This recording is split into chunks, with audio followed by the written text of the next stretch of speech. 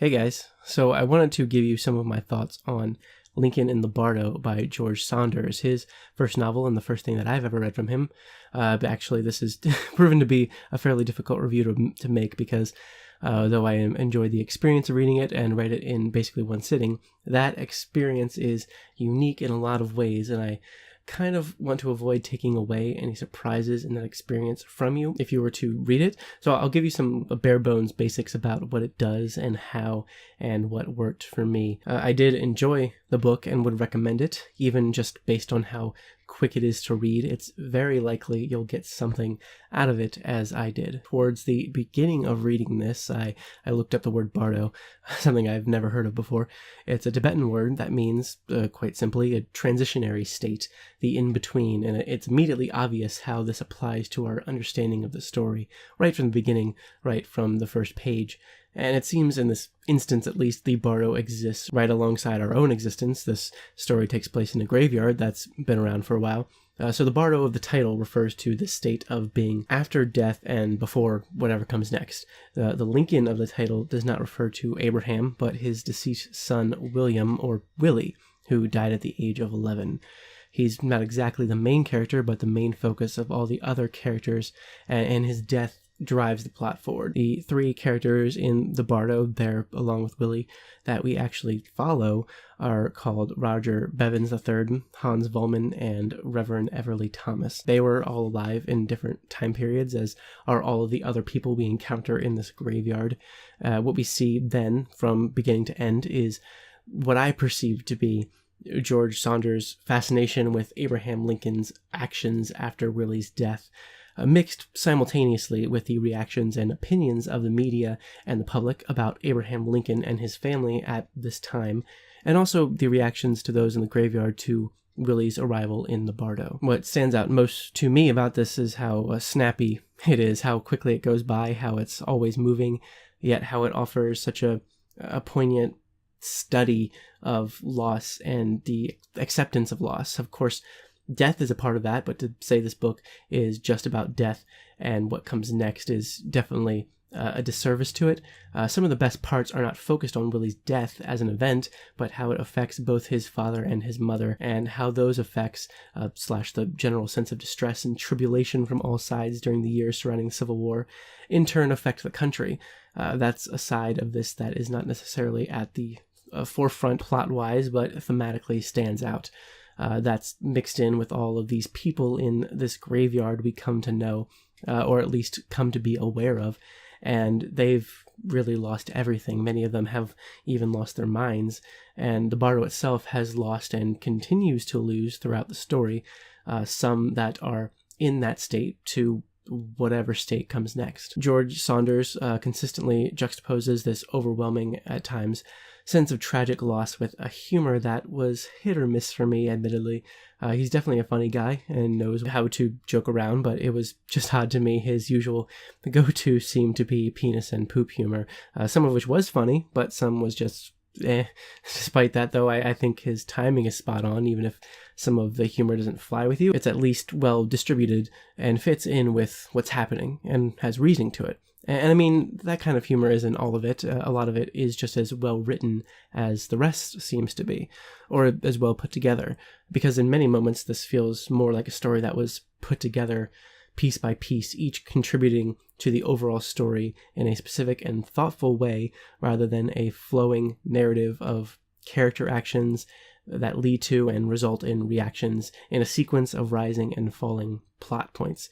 Each voice we hear from, and we hear from many, has its own reason for being written into this, but are also not reduced to just being plot devices. Saunders really knows how to make you feel for a person, who they are, who they could have been, where they're going, and what they do as that person they are. This isn't just about Abraham and Willie, though they are, of course, often brought into focus, but about the flickering, sometimes unfocused images we get of all the other people just affected by life as everyone else is. One of my favorite sequences in this, and there are many like it all throughout, is a chapter of conflicting quotes about Abraham Lincoln's appearance. Just all manner of different viewpoints on mostly what kind of man his appearance made him. For example, In repose, it was the saddest face I ever knew. There were days when I could scarcely look at it without crying, but when he smiled or laughed, it brightened like a lit lantern when animated. And those are three separate, different quotes, different annotated quotes put into a sequence. And there's many different things saying that his eyes are bluish-brown, his eyes were bluish-gray. I would say that the eyes of President Lincoln were of bluish-gray or rather grayish-blue. His ears were large and malformed. And then the next one says, when he was in a good humor, I always expected him to flap with them like a good-natured elephant. There were more differences between Lincoln doll and Lincoln animated in facial expression than I ever saw in any other human being. I thought him about the ugliest man I had ever seen. The first time I saw Mr. Lincoln, I thought him the homeliest man I had ever seen, the ugliest man I ever put my eyes on, the homeliest man I ever saw. Not only is the ugliest man I ever saw, but the most uncouth and gawky in his manners and appearance. Regarding a face and carriage so uniquely arranged by nature, one's opinion of it seemed to depend more than usual on the predisposition of the observer. The good humor, generosity, and intellect beaming from it makes the eye love to linger there until you almost fancy him good-looking. The neighbors told me that I would find that Mr. Lincoln was an ugly man, when he is really the handsomest man I ever saw in my life, and so on. I think a lot of what these moments in the book demonstrate is that there are no absolutes, not in opinion, sometimes not in fact, and definitely not in life as a whole, or death. Those in the Bardo can attest to that. I haven't even really gotten into how this thing is written, as I just kind of showed you, the format of it. From the beginning of this, I did find some of the writing to be a bit pretentious, for lack of a better word, and I don't know if that was some sort of preconceived notion I had about it, that I had about this, that I had going in, for whatever reason, but I felt it pretty heavily at first. I appreciate good writing, but in general would like it to not have priority over what's actually being written. That being said, I eventually got used to the writing style. It's hard not to, because he really gives you no time to stop and think in this. It's written in little snippets of dialogue, like I just showed you, of dialogue description, annotated excerpts and writings from that period, both real and fictional, I presume. Letters to Lincoln, among other things, that all give it that feeling of being put together piece by piece. Like, you can kind of see each line of text in this is there for a reason. It's nuanced, it's insightful, and it really works to make this feel non-stop and like it takes place over a very short period of time, as well as giving us insight into many different things all at once that all inform our understanding of the story, the characters, the world this is happening in, and the circumstances.